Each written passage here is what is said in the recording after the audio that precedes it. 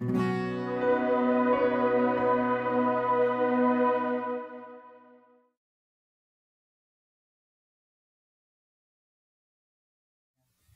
just the handful of minutes we have left, any thoughts, questions for Heber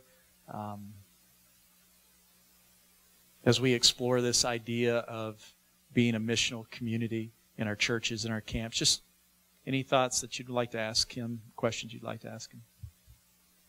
Yeah, Jason. I've seen your church in action and see what you do. You definitely have an ability to draw people in and make them instant leaders. Even Jesus, last year, he was in charge of getting the kids to camp. He's a teenager, and you had the teenagers getting the teenagers to camp. Talk about how you grow leaders and how you look for leaders, even when you first meet them and people start coming to you. I struggle with that, Jason. I really do. I thought it was just the Latino community, but I think it's all community. They see the pastor as a daddy type thing. Pastor needs to go to the hospital. Pastor needs to, somebody's sick. Pastor needs to be there. So I had to get away from that mentality. And I needed to empower people and to facilitate and open doors for people. I've been called out that I do too much, and it's true. And sometimes I need to take a step back and allow others to kind of flourish. So the way that I do it is just being conscious of that. Being conscious that I can't do everything that Jesus can really do it on his own, and he did a great job with it. So, I brought him up. I took him up in front of the church, and I said, Jesus is doing SCP this year. If you have any questions, he's your man. He's the one that you need to talk to, because I can't do everything. It's just empowering and opening doors and facilitating. Nathan leads my my youth group, him and Milton, and I have no shame in saying this. Nathan told me one day, Pastor, why are you still doing Bible study with us, with the youth or with the holiness? He said, why don't we do it? He's right.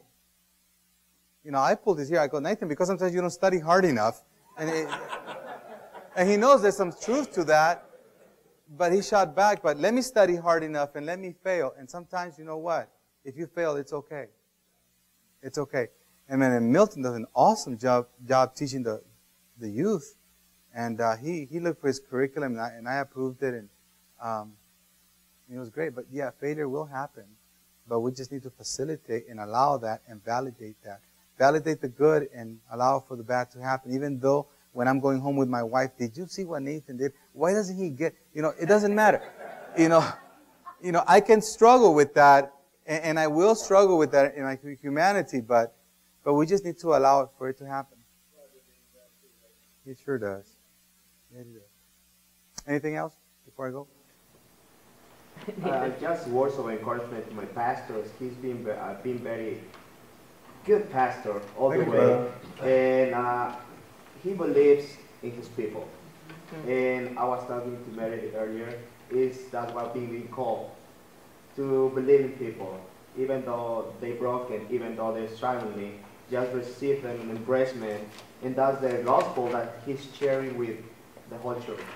And he believes in young people, he believes in me still, and he believes in all the other brothers and sisters from church.